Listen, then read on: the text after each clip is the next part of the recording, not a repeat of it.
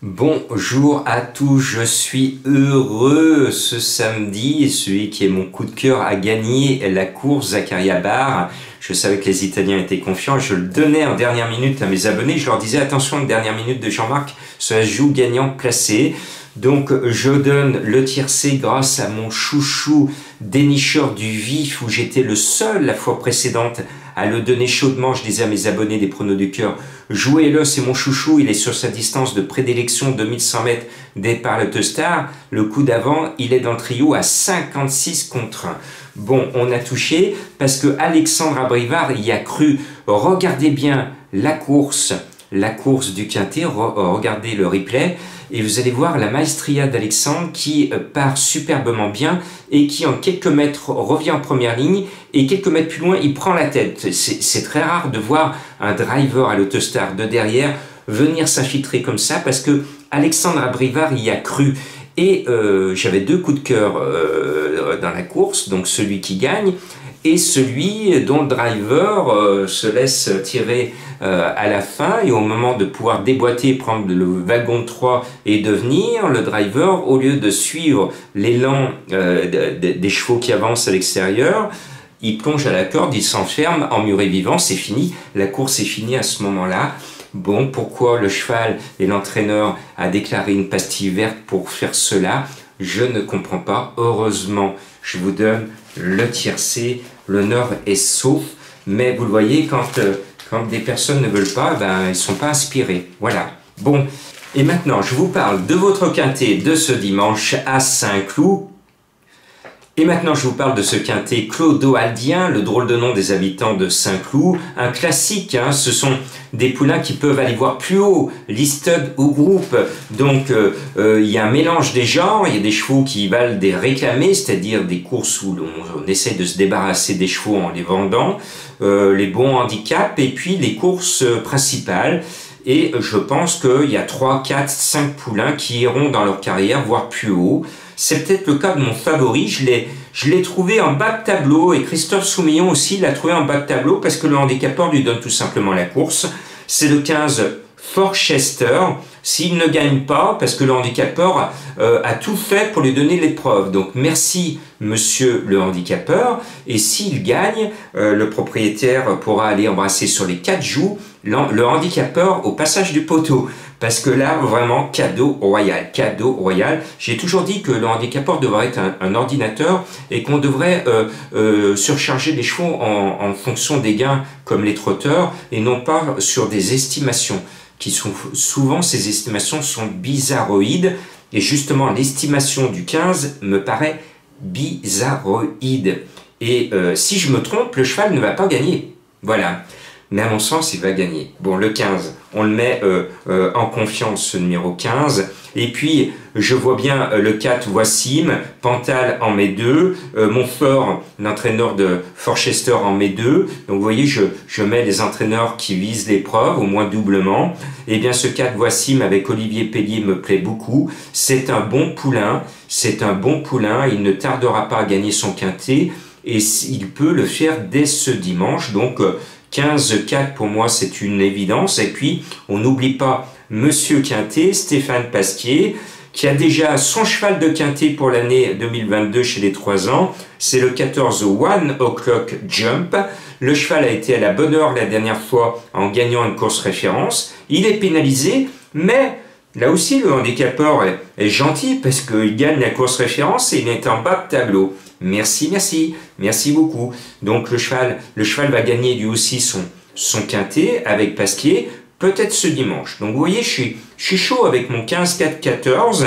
Et puis on va mettre le Fabre de service, le 11 Scottish Anthem, qui court pour se placer, non pas pour gagner. Encore une fois, il va se placer.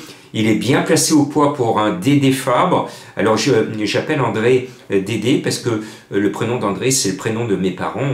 On les surnommait les Dédés, et c'est avec beaucoup d'affection que je surnomme Monsieur Fabre d'aider parce que j'ai beaucoup d'estime pour lui et surtout je préférais quand il entraînait en obstacle au début de sa carrière parce qu'il nous parlait aux journalistes, il était plus abordable et maintenant depuis belle lurette, c'est dommage, il ne parle pas, il est muet comme une carpe alors qu'on aimerait qu'il s'enthousiasme, qu'il nous fasse partager sa passion, qu'il nous dise par exemple ce qu'il pense de son Scottish Anthem. Eh ben on ne sait pas ce qu'il pense, donc on est obligé de deviner. Moi je pense qu'il court pour se placer ce numéro 11, on joue malheureusement dans les courses handicap au galop, au jeu des devinettes, le numéro 11, c'est comme ça. Bon, c'est dommage, hein, dommage. Après, on va mettre le 9 d'Orty Corti, qui est le favori de beaucoup, le 9, mais lui, cette année, il n'a pas montré qu'il avait l'arme d'un gagnant,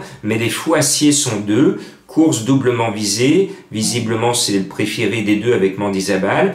Je le vois bien, mais je ne le vois pas gagner de mon côté, mais il va courir proprement. Et puis, je vais mettre mon cheval, que je sens bien, parce que je pense que c'est un bon poulain, c'est le 5 Ménille. C'est un Ferland associé à Benoît, 2 à la corde sur 1600 mètres avec virage.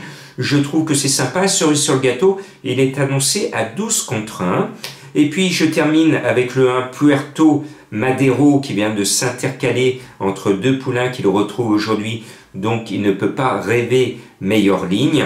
Et puis le 3 Citello, je le vois bien parce que c'est quand même Freddy Head qui va sortir ses griffes, Freddy, associé à Maxime Guillon qui est dans la bagarre pour la cravache d'or. Donc voilà, ce numéro 3, je l'aime bien et je crois qu'il va faire quelque chose de très très bien. Je termine par mon cheval mystère pour trouver l'énigme du jour. Si vous rentrez vos blancs moutons, vous allez le trouver quand vous allez rentrer à la bergerie. Oui, vous voyez ce que je veux dire? Je vous l'avais déjà donné dans le passé, il vous avait plumé.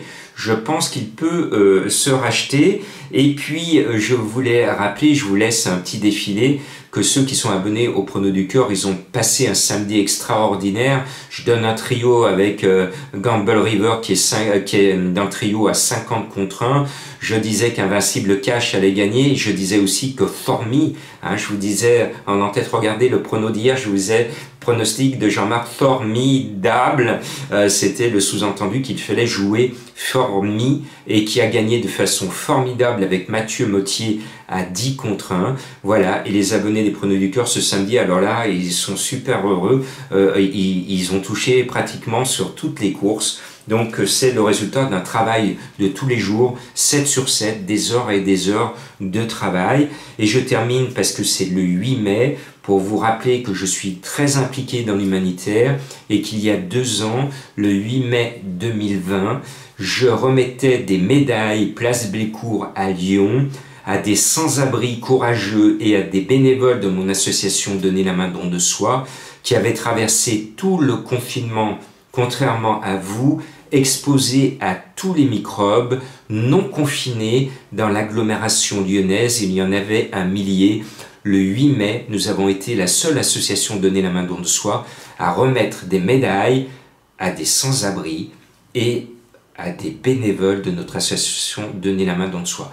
C'était des médailles en chocolat et les sans-abri ont eu le plaisir non seulement de recevoir une médaille, mais aussi parce qu'ils ont faim, ils ont soif, ils ont pu manger leur médaille et c'était du bon chocolat fait par un grand chocolatier de l'Ouest lyonnais. Voilà, je termine là-dessus. On fête la victoire, eh bien, je voulais me souvenir en ce 8 mai du déconfinement et du travail ô combien courageux des 150 bénévoles de Donner la main don de soi et à tous ceux qui ont traversé cet épisode difficile. Moi, j'ai perdu mon frère dans cette bataille contre le virus. Donc, courage à tous ceux qui ont été victimes et qui ont perdu des proches. Et n'oubliez pas le travail accompli par les bénévoles auprès des gens non confinés de la rue.